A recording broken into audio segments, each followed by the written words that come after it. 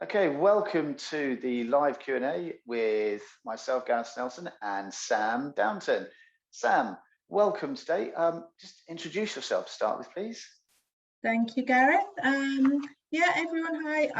My name's Sam, and I'm a naturopathic nutritional therapist. I hold my clinic in Newport Pagnell, and basically my job is to get to root causes of people's problems rather than just a symptom check, treat the symptom.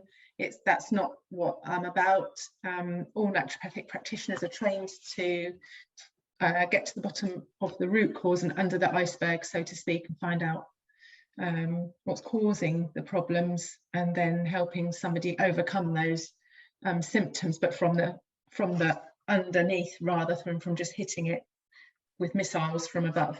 So that's what basically my role is.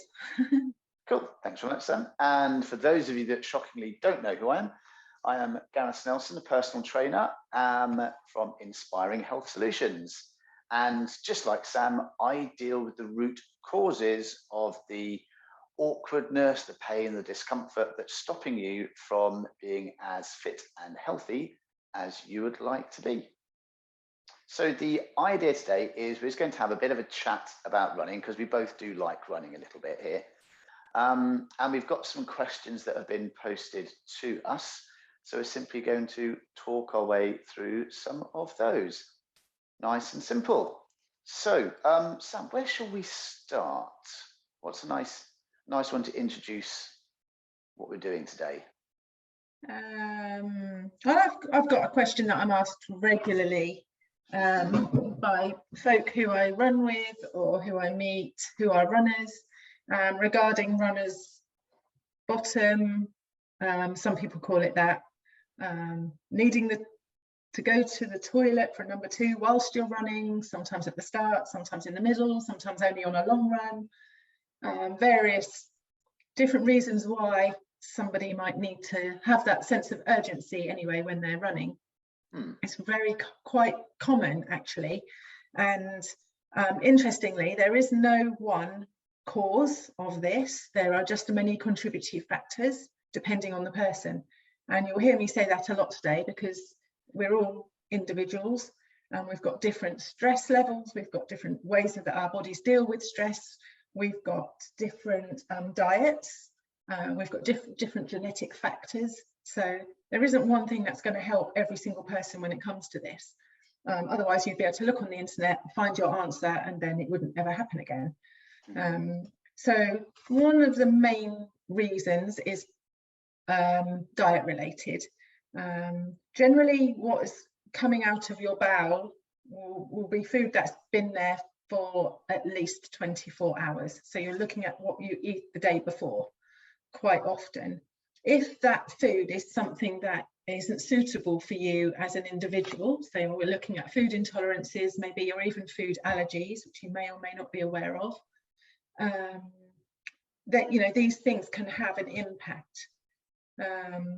Things like onions and garlic, they are likely, if you're prone to runner's bottom, I'll call it that because that's what people call it, then I'll call it something slightly different, that's a bit rude. Yeah, you'd want to avoid onions and garlic the day before. And okay, I suppose it depends when you're running, but I wouldn't say people are eating onions and garlic for breakfast necessarily, but some people just eat leftovers, which might contain onions and garlic. My point is the day before is really important. If on a long run, that's when you have these problems. But similarly, it can be a hydration issue and an imbalance of electrolyte salts in the body. So that is another key thing that has to be considered. At the same time, you have to look at your individual physiology, because as we age, our physiology changes, especially for the women. So that's something that would need to be looked at as well, is how have things changed for you, what's happened to make this happen.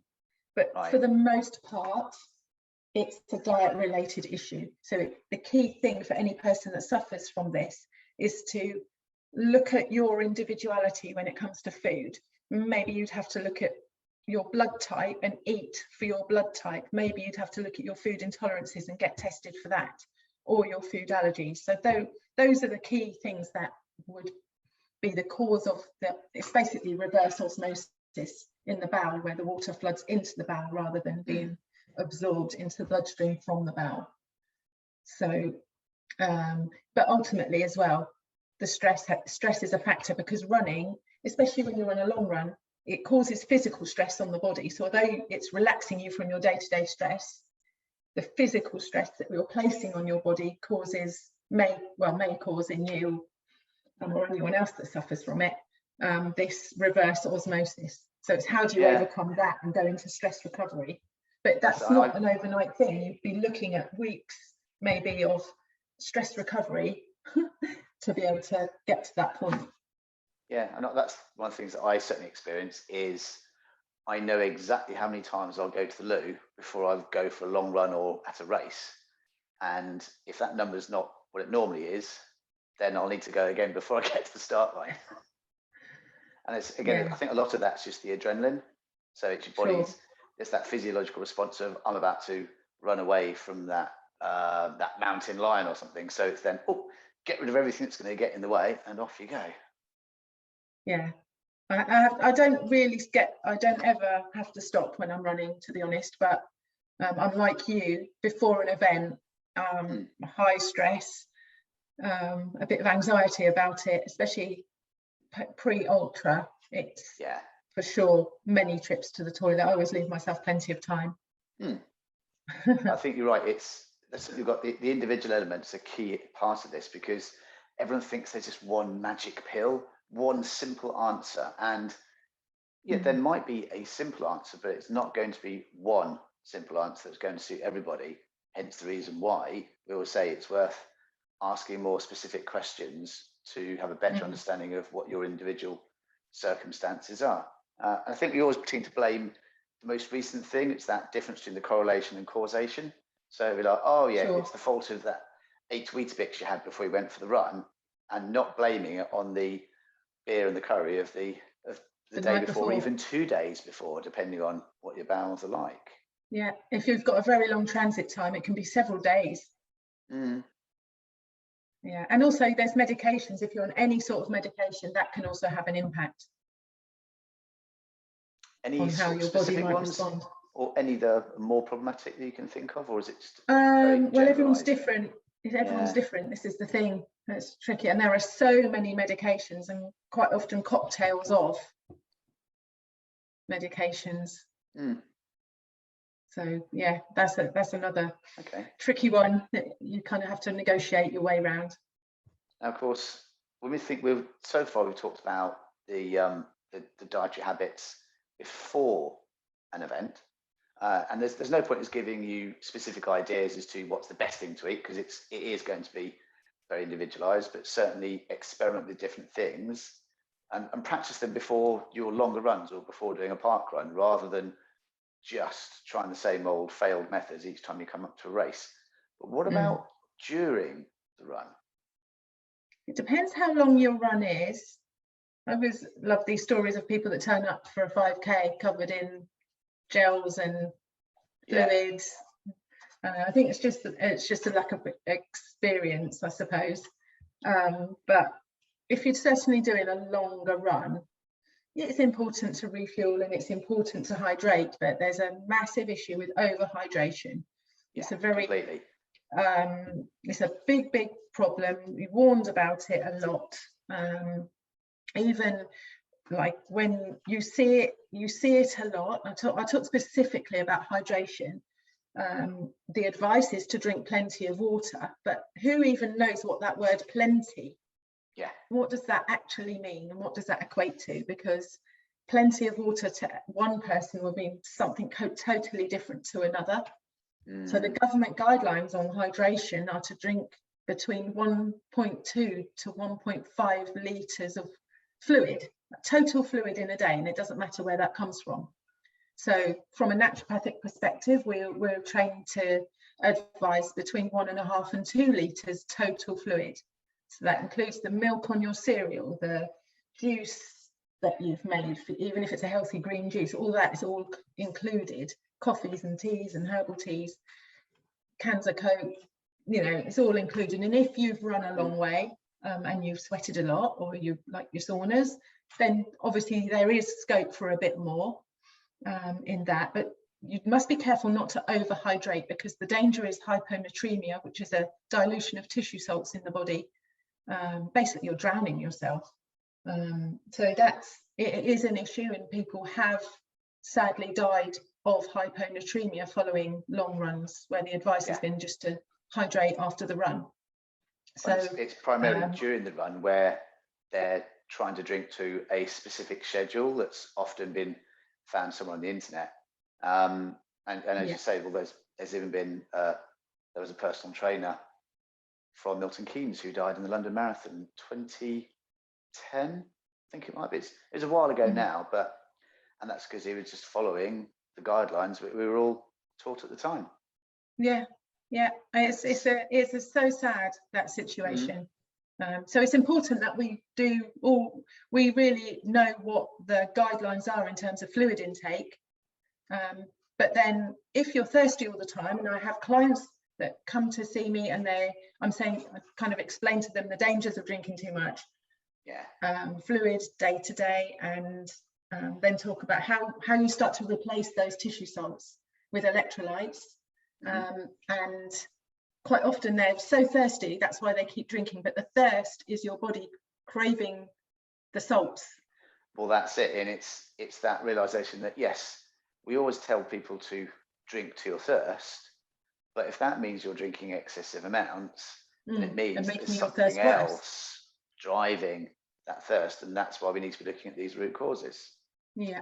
So electrolytes as well, they come in many different guises, especially for runners. But I personally prefer this. I can see this one. It's called Elite Water. It's very, very pure. You just put a few drops in your water and just gently sip on a very long run. I generally don't drink anything until I've run 10 miles. Right. Yeah. Then I start sipping. And I'm like, 10 miles? That's for beginners. Yeah. I know a lot of people are drinking a lot earlier and a lot later than that. Yeah. And I see this with just on park run, but even with my beginner group. So I'm always encouraging them not to take water. It's difficult because there's that comfort factor of just being able to swill something around your mouth. But from a physiological point of view, you do not need to be drinking anything on any form of exercise less than an hour, 90 minutes. And even then, most of the research is based on performance on a stationary bike, which is completely different to running in terms of just the fact that you're not having all of this fluid moving around your body. So yeah, being well hydrated will ensure your performance levels can stay higher. However, when it comes to running, you've then got the detrimental ability of your body to absorb those fluids, which itself can actually slow you down a lot more. So it's finding the right balance for you. And I think a good example was with the run I did at the weekend, where I drank in the region of 1.25 litres over 7.5 hours, and was quite comfortable within that. Never felt thirsty at any point, and then obviously drank quite a lot more water in the afternoon as part of the recovery process. Yeah, I think, it's with hydration as well, it's really important not to just consider the day of the event or your long run if you do a weekly long run. No, it's important to consider hydration for the whole week. Really, every day is important when it comes to hydration. And if you're repairing low levels of electrolytes, you need to be taking them every day, not just on the day of your run or your event, because it's too late. It's too late by then. Yeah, it's so that preparation. When it comes to food, so that was drink. When it comes to food, I'm a massive fan of real food. So I don't really do pseudo food in terms of gels and blocks, and I learned the lesson that in times and runs gone by, actually what my body needs is real food. So what you have to find what works for you in terms of real food when during your long run. So for me, when I'm on an ultra, I'll fill a croissant with pate and rocket, cut it into maybe 4 pieces, and then every 5 miles I'll have a piece. And I know other people that would fill a date with almond butter. Ooh. And they would have their date with almond butter every 5 miles or so. See, that sounds better to me, because pate on a croissant is just a travesty, I'm afraid. Anything that should go in a croissant. The thing is, that works for me. It works for me. So yeah, you just have to find what works for you, whatever that is. Some people take Marmite sandwiches. Yeah. What I like, you know, what I've tried in the past that works well for me is homemade almond crackers. So it's just ground almonds and egg, basically. So high protein flavour to that, and it means that you've got something that's really crunchy. That because especially if you put a little bit of salt into it as well as the flavours, it then means that it's encouraging that just that little bit of a sip of water to go with it, but they're not cloying and drying like a cream cracker, for example, would be. Yeah. And they're just very light on your stomach, whilst giving you a lot more protein and fat that your body's going to be thankful for later on. And that's what's important, is the proteins and fats when you're putting your body under some form of physical stress. It takes a bit longer to digest, so it's sitting in your stomach a lot longer. It's going to, you know, not cause a sugar spike and the resulting dip, which can make you dizzy and, you know, need to stop or make you feel a bit sick. You know, there's lots of symptoms of low blood sugar. If you're eating sweets during a long run, yes, you'll get an instant energy burst, but what happens half hour later? Yeah. You know, that is not the best idea, to be eating sweets on a long run, to be honest. The only thing that I will do sweets wise, and I have tested them on short ones just to make sure they worked for me first, and that is I quite like the Cliff Shot caffeine little chewy bar things, not bar, chewy gel things. So it's a little simple packet. And that's only because you've got, I think, an entire packet is the equivalent of 1 double espresso, but it's just that little bit of a caffeine push for when I'm starting to feel a little bit and struggling a little bit. So it's not then huge amounts of calories, and it's just enough. And maybe I'll find it actually it's a mental thing of, oh, I just had a bit of caffeine, and there's not necessarily that. I don't have much caffeine these days, which does mean I do get a better response from it anyway. But a lot of that could just be in my head. And again, that was just, I had 3 of those at the weekend over that period of time. And the first thing I ate was a packet of crisps, because I hadn't had time. I love a packet of salt and vinegar crisps after a long run. Salt and vinegar crisps. I did that at the 21k mark, and that's anything I really bothered eating over the whole thing. Yeah, no, that's not bad, is it? It's pretty good. It's when your body gets used to it as well, because everyone's encouraged to buy all of the different gels, and they don't necessarily associate. They think of it's the running that's causing the problems, not the gels they're consuming. Yeah. But the more you get used to not drinking and not eating those sort of products on your runs, the easier it is to run without them. It's the same your as body the does cope. Physical training itself. Yeah, your body learns to cope and find it's fuel from other pathways. And so, but it's all in the training. Oh, it's absolutely on the training. So one of the questions you had was also about how can I stop being as hungry as a bear once I've finished running? Now, I suspect the answer to that one could potentially be more to do with blood sugar levels post-run and a personal reaction to it. Yeah, it depends how long the run is, I suppose, for that person who asked that question. It's about I think what did you 5 to 10K how did you runs, prepare? 5 to 10K. Okay, so how did you prepare? Was it a well-balanced meal that was high in proteins and fats, or was it a bowl of porridge, which is all carbohydrates? So there's a probably something going on there in terms of blood sugar balance and also the meal balance as well. But afterwards, again, it's really important to pack in the proteins and fats, because they last longer in the stomach, and they're much more satisfying than, say, a high carbohydrate meal. So but ultimately it's all about balance. So proteins and fats are really the most important elements of any meal. Everyone gets enough carbohydrates, not necessarily from the right sources.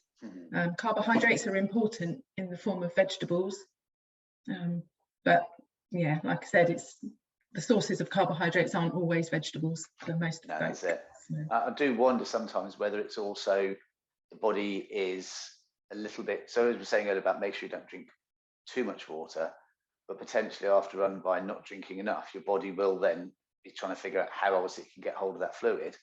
And foods have a lot more water in them than you might realize.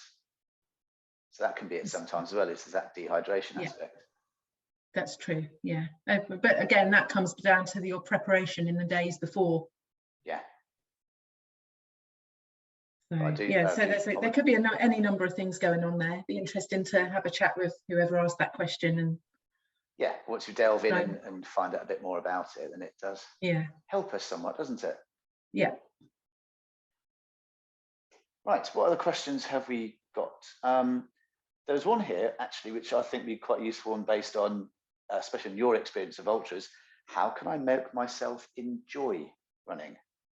I love the way I feel after a run, but not so much during it, which may not be so bad on a 3K run, but if you're running, was it 100, the longest one you did, wasn't it? No, it's about 55. 55. That's the longest. Yeah, I've done a few 50Ks. Yeah, I mean, I have this problem every week at parkrun. I love parkrun. I look forward to parkrun. I want to be there. And I love it afterwards. The whole parkrun experience is brilliant, except when I'm actually running it. Unless I'm running it, like we did, we had a kind of a meeting stroke chat, didn't we, while we were running, which is fine. Or if I'm helping someone's kid, do kind of just to keep them company. When it's just me running as fast as I can parkrun, I kind of stand at the start thinking, oh, I'm going to really have to get out of my comfort zone. It's really going to be horrible, and but I love parkrun. You know, it's kind of a real conflict. What I think in terms of running and enjoyment, you have to run within your limits so that it isn't a massive chore and you're not always running out of your comfort zone. So you have to have those runs which are run at a slower pace. And then you do have to have those times where you do intervals, which is much less enjoyable, but necessary if you want to get faster. I think it's really important to intersperse these heavy sessions with a slower pace, but maybe run a bit longer, and that you can talk to people. And almost, if you're going with a running buddy, you end up almost kind of bouncing different things off each other and counselling each other. You know, it's all sorts that, you know, and for me, that's what running is. It's not just about let's run the furthest, who can run the fastest. It's much more about the enjoyment. But to enjoy it, you have to mix it up. I think you have to be able to get over that. I have to run as fast as I can for as long as I can, and just settle back and enjoy it and run at a slower pace. Yeah. And actually, you know, there's lots of research suggesting that especially women, as we age and get more into those kind of menopause years, that running longer and slower at a lower heart rate is actually much better for us. Yeah, I think it's what I call the flow of running. So it's getting into a zone that makes you not even notice necessarily that time is even passing. And it's things like, well, as you said, it's doing those interval sessions and those slow runs, because most people run far too fast, which is a bit funny really, because they also never run fast enough. So it's making sure those interval sessions are fast, but not so fast that you're fighting yourself and feeling really tense. So it's often you might warm up into them by doing a series of 4 or 5 400-meter laps at a gradually increasing pace before you get into what feels like the right pace for that day, that's still going to be faster than your 5K pace, normally between a mile and a 3K pace. Working on those, but staying as relaxed as you possibly can. So, and this is why I do a lot of drills with clients and with the groups, is very much about just focusing on one element of the running as you're going along. Now, one of the things I struggled with on Sunday, which we'll come back to because we forgot to mention it, with the what to eat before and during the run, was cramp. But because of that, I then just became more focused on how I was running, being really light on my feet and working on that really relaxed drive from the hip and the flexion of the knee, because then that cramping was going away. And it was just on the edge in the background all the time. But I was then still able to focus on the actual movement. And how those 7.5 hours went, it was just like that. There was at no point did I think I was getting bored.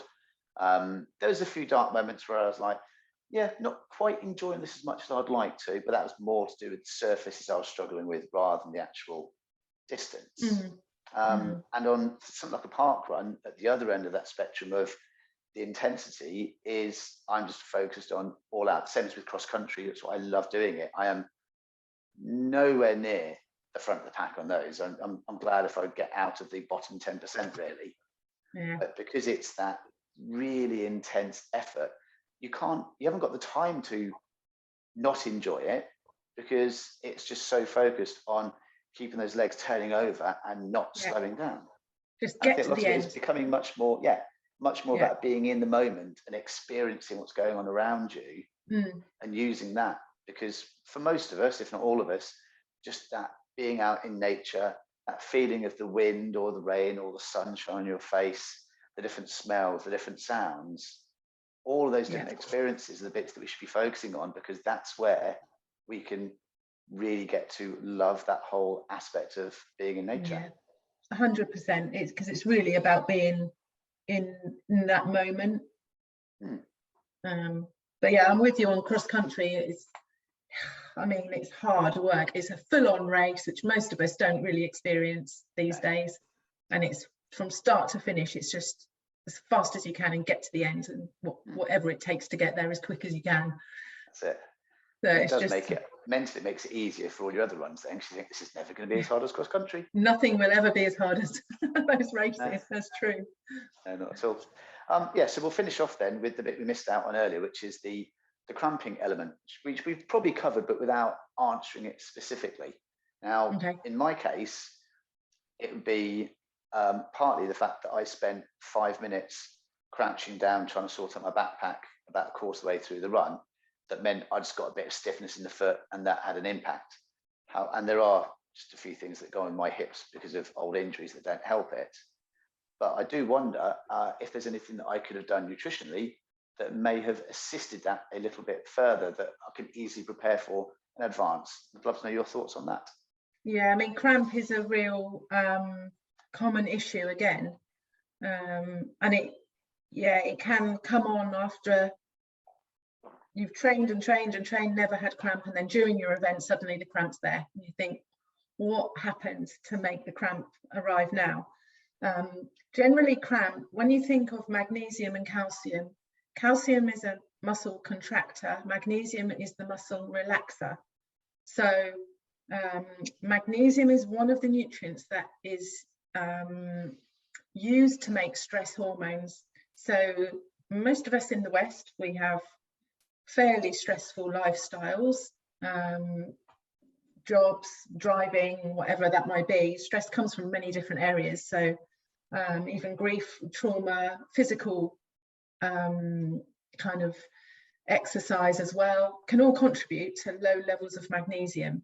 And it's extremely common when someone's suffering from cramp, there'll most likely be an element of contributory factor from low levels of magnesium. So it's important. I always kind of recommending people to take a magnesium supplement if they suffer from cramp, which I am qualified to do. However, you know, with all this, there's always other contributory factors. Quite often, low levels of electrolyte tissue salts is an issue with cramp as well, one of which is magnesium, actually, sodium, potassium, magnesium. So the electrolyte drops that I mentioned earlier, they're really, really important. If you get cramps, you should be taking those every day. But the magnesium rich foods, because ultimately that's what I'm trained, is to food first, supplements if necessary, and other diagnostic tests after that, but always food first. Magnesium rich foods, all your above ground vegetables, brown rice is a magnesium rich food, nuts and seeds. So, you know, those are the three main places to get your magnesium. So should be encouraging, if you're a cramp sufferer, every single day you should be getting your magnesium rich foods in somewhere, however you do it. I'm partial to hazelnut butter myself. So we'll quite often have some dark chocolate, which is high in magnesium, with some hazelnut butter. Okay, but we should point out here that dark chocolate and hazelnut butter is not the same as having 5 tablespoons of Nutella. Absolutely not. Which is still the chocolate and the hazelnuts. So, yeah, Nutella does not equate in any of the food health advice that I give out to anybody, and nor is Diet Coke for that matter. So, yeah. Awesome. Right, well, I think that covers quite a lot from today, actually, doesn't it? We've still got a fair few questions that we haven't got round to talking about. So I'm looking forward to us having another conversation very, very soon. And in the meantime, people can just post questions either directly to us or in the comment sections, and we will make sure we get answering those too. Brilliant. Yeah, thanks. Awesome. I hope everyone found that really useful. Brilliant. Thanks, everyone. Bye.